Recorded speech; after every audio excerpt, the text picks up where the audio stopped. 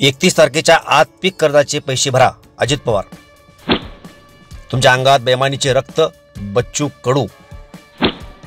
2029च्या निवडणुकीत विचारा, बावनकुळे। जी दादांची तीच सरकारची भूमिका, फडणवीस। त्यामुळे तिजोरीत खडखडाट होईल, महाजन। बटेंगे तो कटेंगे म्हणणाऱ्यांना हिंदू शेतकऱ्यांच्या आत्महत्या दिसत नाहीत का, बच्चू कडू। पाहूया नेमका विषय काय। निवडणुकीमध्ये शेतकऱ्यांना कर्जमाफी देऊ अशा पद्धतीचं आश्वासन देणाऱ्या अजित पवारांनी आता मात्र आर्थिक अडचणी असल्याबाबत सांगितलेलं आहे। वाढप्याच्या हातीच सगळं काय असतं असं अजित पवार यांनी म्हटलं होतं आणि अर्थमंत्री असल्यामुळं मी थोडंसं जास्त देऊ शकेन असं त्यांनाही त्यावेळेला सुचवायचं होतं, परंतु आता मात्र ते आर्थिक संकटामध्ये असल्याचं सांगतात आणि भाजप त्याला दुजोरा देते। 31 तारखेच्या आत आपापले पैसे भरा पीक कर्जाचे। त्याच्यामध्ये जे काही सांगितलेलं होतं ते प्रत्यक्षात कृतीमध्ये येत नाही। जवळपास थोडे कमी 65,000 कोटी रुपये 3, 5, 7.5 वीज माफी। वीज माफी म्हणजे तुम्हाला माफ आहे, पण तुमचे पैसे आम्ही महावितरणला भरतोय। आम्ही म्हणजे कोण? सरकार। परिस्थितीनुरूप आम्ही पुढचे त्या ठिकाणी निर्णय घेऊ। आता तशा प्रकारची परिस्थिती नाही, त्याच्यामुळे या वर्षी पण पुढच्या वर्षी पण घेतलेल्या पीक कर्जाचे पैसे भरा। अजित दादांनी जी भूमिका मांडली आहे ती सरकारची आहे। अजित दादांनी कधी म्हटलं नाही की शक्य नाही। हो, ह्याला काय म्हणणार आहे तुम्ही सांगा। फडणवीस साहेब म्हणतात आम्ही कर्जमाफी करतो आणि अजितदादा म्हणतात आम्ही देऊ शकत नाही, तर तुमच्या अंगात हे बेमानीचं रक्त आहे हे लोकांना दिसलं आहे। मग असं बेमानीचं रक्त असणारे लोक, एक है तो सेफ है, बटेंगे तो कटेंगे असं म्हणणाऱ्यांना प्रचंड हिंदू शेतकऱ्यांची आत्महत्या होते ते दिसत नाही का? मग या सगळ्या याच्यामध्ये तुमचं बेमानीचं रक्त अर्थातच ते हिंदूचं नाहीच आहे, ते हिंदुत्वाचंही नाही आहे। निवडणूक काळामध्ये दिलेल्या शेतकरी कर्जमाफीच्या आश्वासनाची आठवण करत संजय राऊत यांनी सुद्धा सरकारवरती, त्याच्या भूमिकेवरती बोट ठेवलेलं आहे।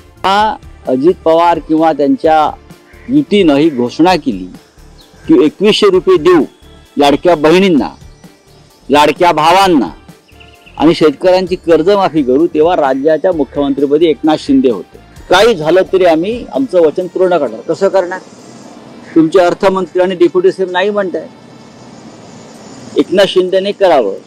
त्या डोळ्यासमोर लाडक्या बहिणींची फसवणूक चालली आहे। एकनाथ शिंदे शेतकऱ्यांना गंडवलं जात आहे, तुम्ही काय करताय सरकारमध्ये बसून?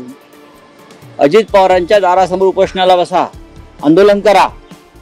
शिवसेनेचा आत्मा आंदोलन आहे। जर तुम्ही खरे शिवसैनिक असाल, तुमच्याकडे जरी नकली शिवसेना असली तरी तुम्ही स्वतःला शिवसैनिक मानता ना, मग देवगिरीच्या बाहेर करा आंदोलन। कर्जमाफी संदर्भामध्ये वेगवेगळे नेते आपल्या प्रतिक्रिया देत आहेत। पैशाचं सोंग होत नाही, पुढील 3 वर्ष कर्जमाफी शक्य नाही अशा पद्धतीनं अजित पवार यांनी आपली भूमिका मांडलेली आहे। तर हीच आमची भूमिका, दादा शक्य नाहीत असं कधीही म्हटले नाहीत असं फडणवीस म्हणतायत। तर शिंदे यांचं असं म्हणणं आहे की शेतकऱ्यांच्या आम्ही पाठीशी, दिलेला प्रत्येक शब्द आश्वासन आम्ही पूर्ण करणार। तर महाजन म्हणतायत की लाडक्या बहिणींचा भार पडलेला आहे, तिजोरीमध्ये यामुळं खळखळाट होईल असं वाटतंय। तर बावनकुळे यांनी 5 वर्ष संपण्याच्या 3 महिने आधी सर्व वायदे पूर्ण होतील असं मत मांडलेलं आहे।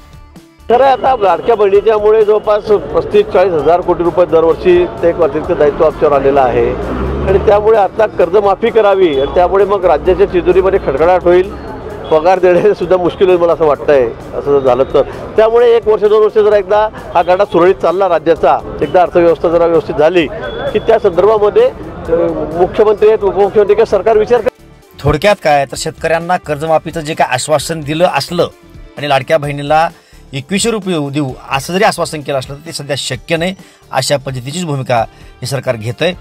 पुढील 2 वर्ष जर कर्जमाफी नाही अशा पद्धतीनं पवार म्हणतायत, तर 5 वर्ष पूर्ण होण्याच्या पूर्वी आम्ही हे पूर्ण वायदे पूर्ण करू असं बावनकुळे म्हणतायत। म्हणजेच काय, आपण महागाईला एका व्हिडिओमध्ये सांगितलं होतं काल परवा दिवशीच की 5 वर्ष पूर्ण होण्याच्या पूर्वी पुढल्या इलेक्शनच्या तोंडावरती ही कर्जमाफी देतील आणि जसं यावेळेला लाडक्या बहिणीने त्याला तारून नेलं तसं पुढील वेळेला शेतकऱ्यांची कर्जमाफी त्याला तारून नेईल अशा पद्धतीचं नियोजन हे आखतायत असं दिसतंय। परंतु मधल्या 4 वर्षाच्या काळामध्ये असंख्य शेतकरी आत्महत्या करून मरतील, बरेच शेतकरी भूमिहीन होतील, त्याचं काय? हा प्रश्न अनुत्तरित राहतोय आणि ह्या प्रश्नाचं उत्तर सरकारच्या वतीनं कोणी द्यायला तयार नाही. त्यामुळं सत्तेमध्ये आल्याच्या नंतर आपले शब्द पाळायचे नसतात, याचाच धडा ह्या सरकारच्या माध्यमातून पाहायला मिळतोय. जनतेनं काय संदेश घ्यायचा तो घ्यायचा आहे आणि आपली भूमिका कशा पद्धतीनं असायला पाहिजे याचा विचार निश्चितपणे करायला पाहिजे. आपल्या प्रतिक्रिया निश्चितपणे कळवा. जय महाराष्ट्र.